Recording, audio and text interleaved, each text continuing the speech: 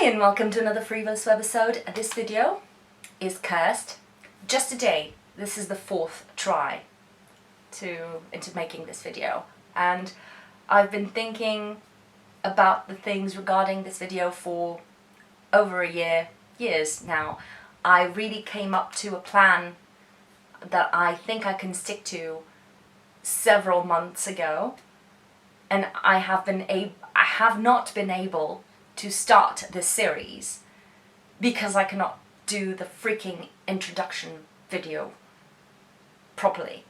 I ramble a lot, and at the same time I forget to mention stuff that then cannot be connected with the rest of the video. So it's been a mindfuck, and I'm really pray for me that this is going to be the one, because my leg is numb at this point. I've been talking about the same things for over an hour. So let's start. First thing, I'm going to start a new series in my channel called the Makeup Reset, and this video is the introduction video to that series, explaining to you why am I going this route and what it will entail, basically.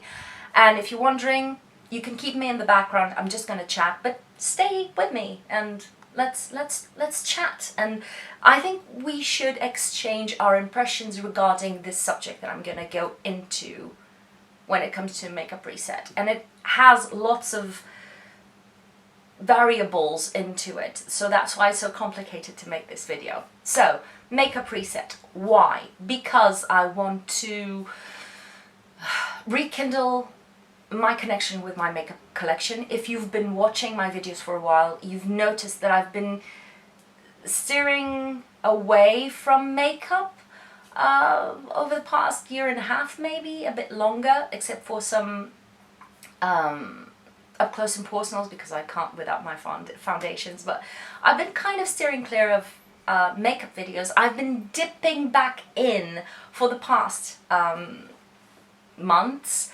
because in the background, when you can't see in the background, in backstage, I've been working towards this kind of Makeup Reset series, and I've been achieving my goals in a way. So rekindling my connection with makeup is the main goal, and rekindling my connection with my makeup collection, so that I can have really present in my mind all the products that I really adore, and I don't fall prey as often, because I will always fall prey to that, to my impulse buying, which is something that many of us suffer from, and kind of makeup is sort of my only vice at this point, but it's still something. And it's something that hurts my finances, and you know, room in my house and the environment in a more elaborate way, but it does.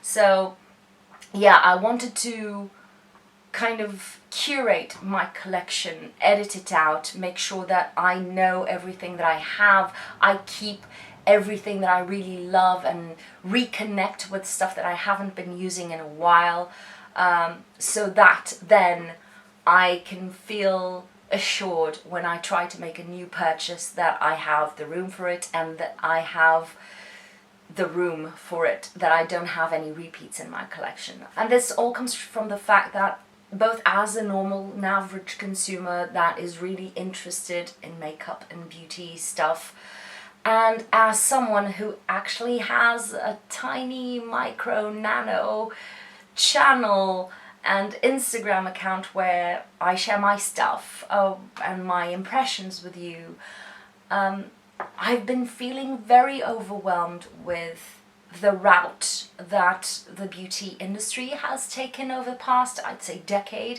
It has changed a lot, and I've been here both behind and just watching videos and in front of a camera.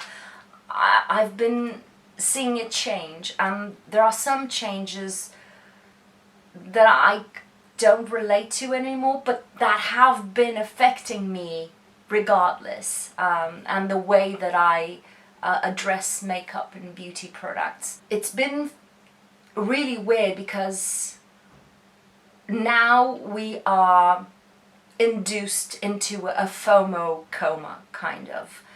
And there's lots of products and lots of brands and newness coming at us from every single point in the earth, and we cannot keep up. It's really hard to keep up. Not even influencers can keep up, let alone us who do not have access to free stuff or anything like that.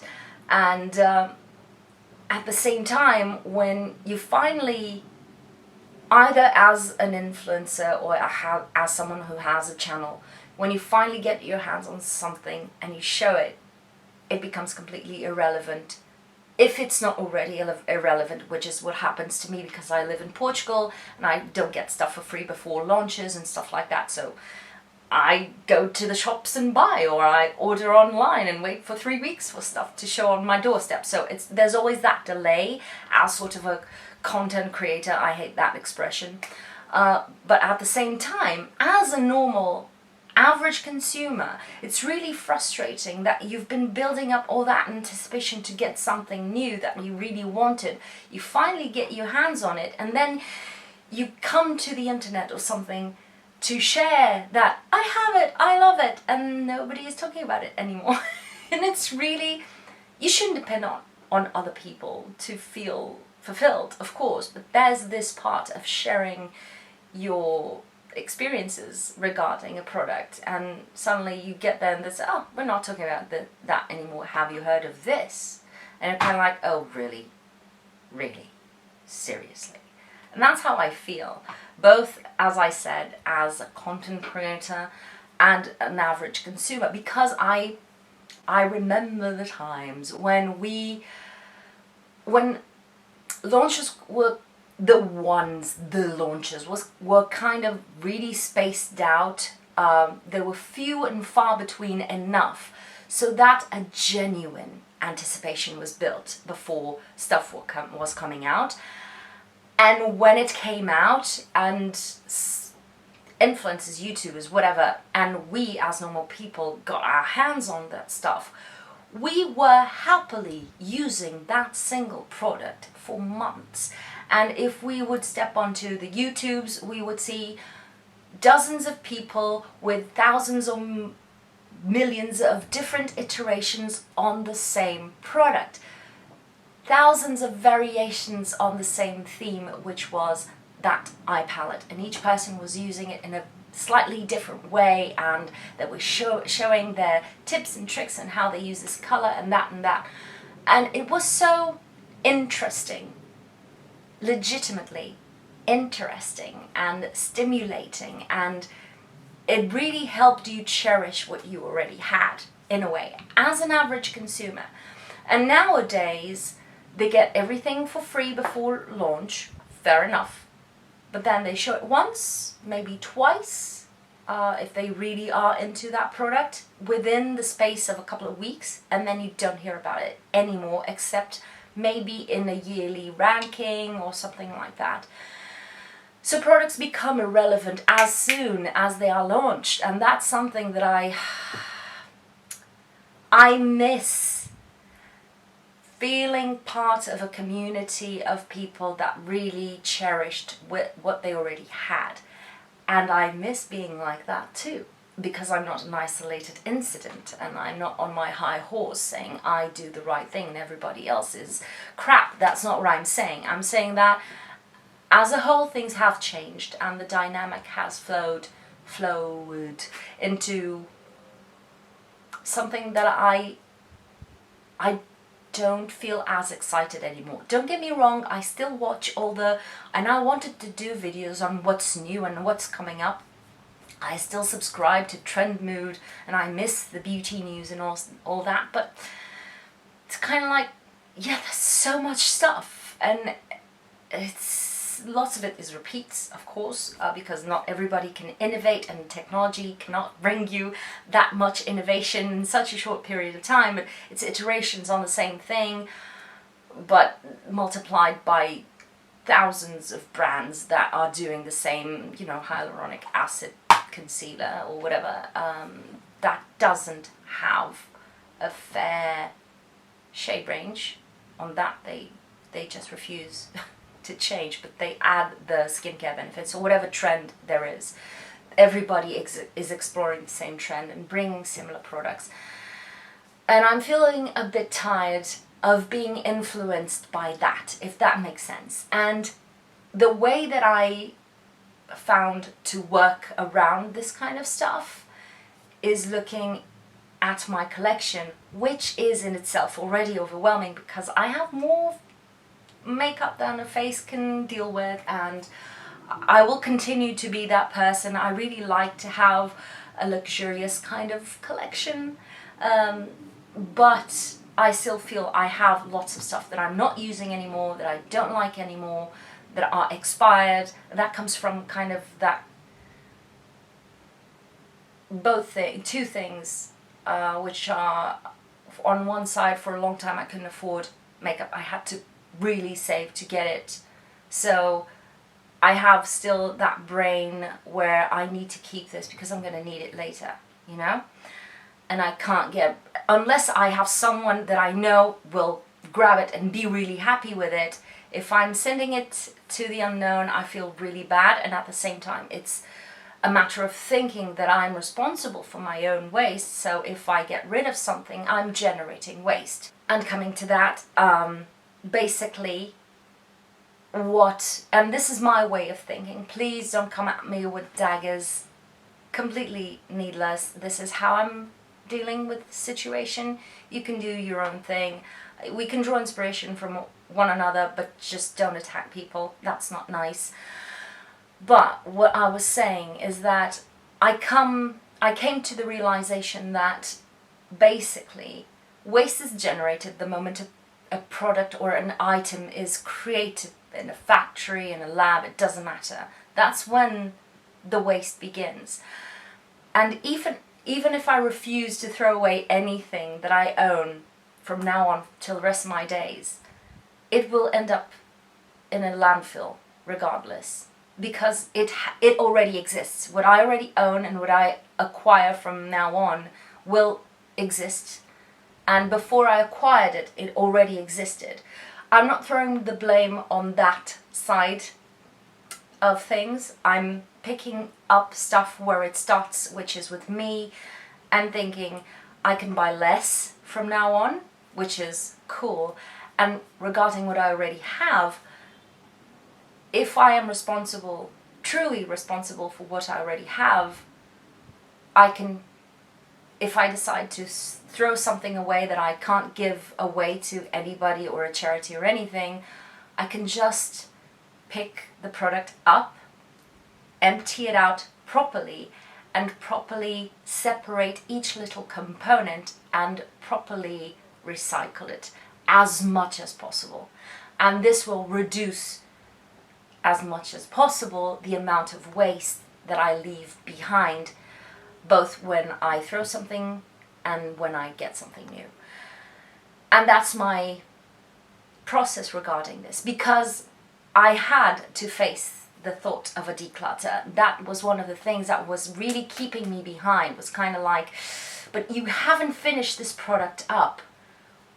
That's not right. And it's not, but I have to face the fact that so many things that I have, I'm not using anymore. They're not in good enough conditions to give away to anybody else, so it's gonna end up out there either way, right? So this is kind of my way of thinking. So what are we doing? Am I No. Cool. What are we doing? You may be asking. Let's talk about that. As you may have guessed, yes, a declutter will come, and the declutter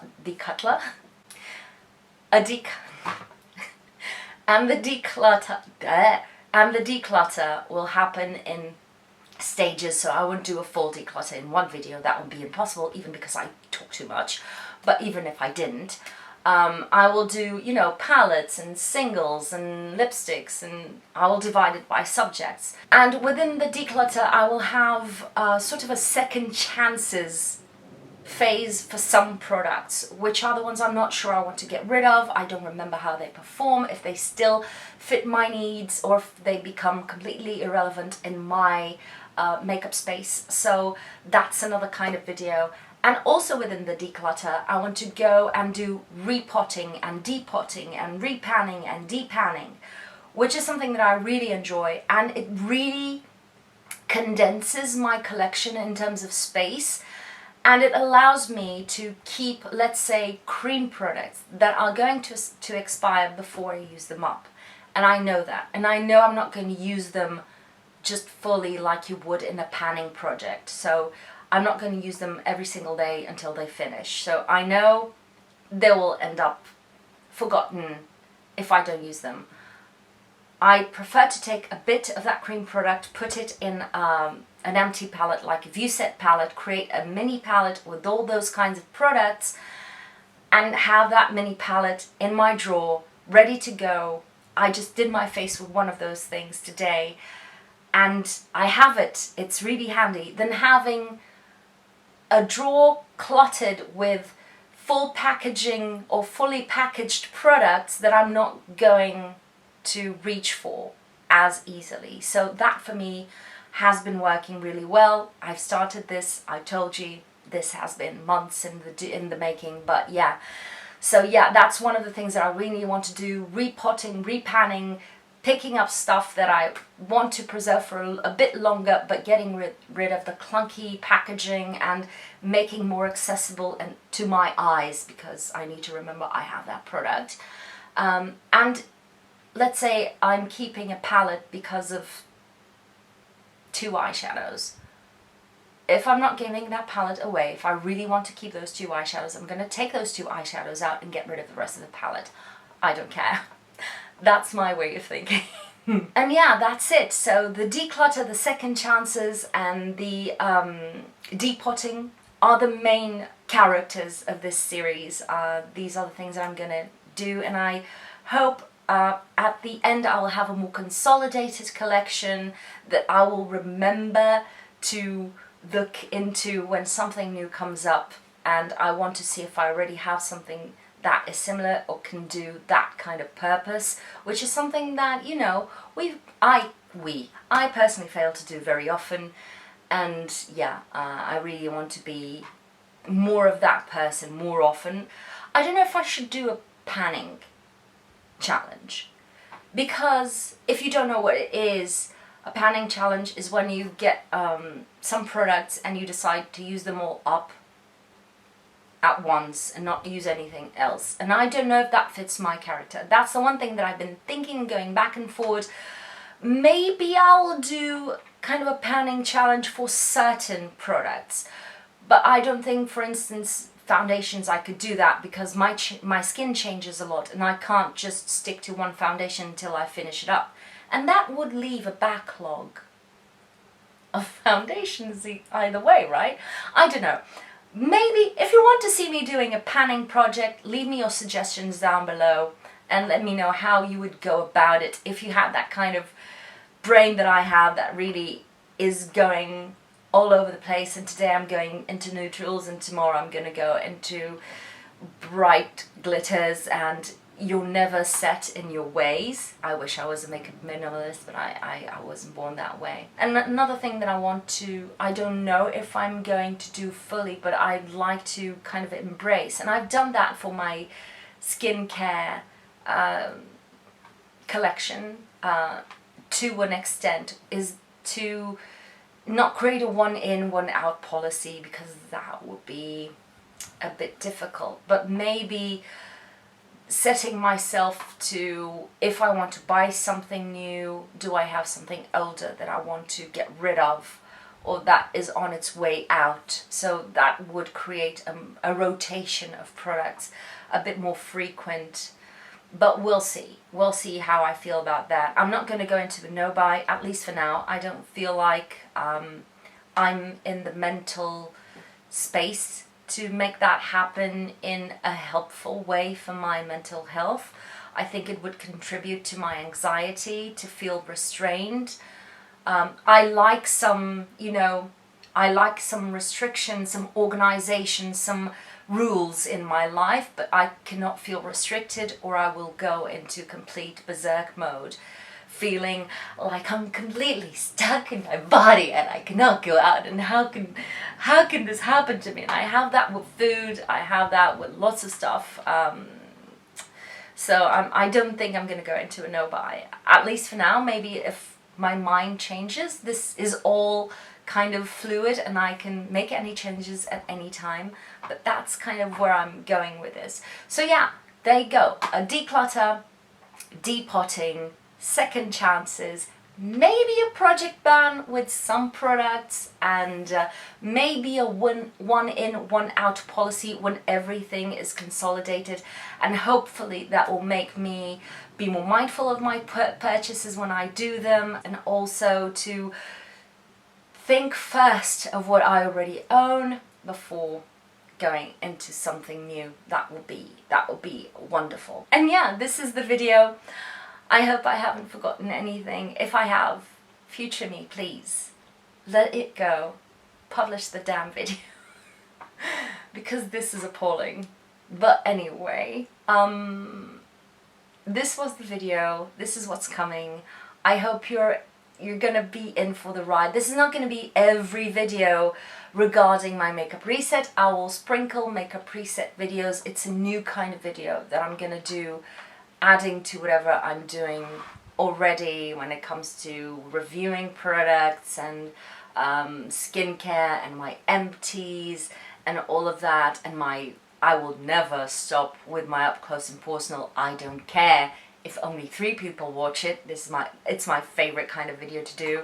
But yeah, I hope you'll be in for the ride, and if you're still here, leave me a heart emoji and your favorite color in the comments just to make me feel like I didn't do this for nothing. And other than that, if you want to, please consider subscribing. Leave me helpful and kind comments down below.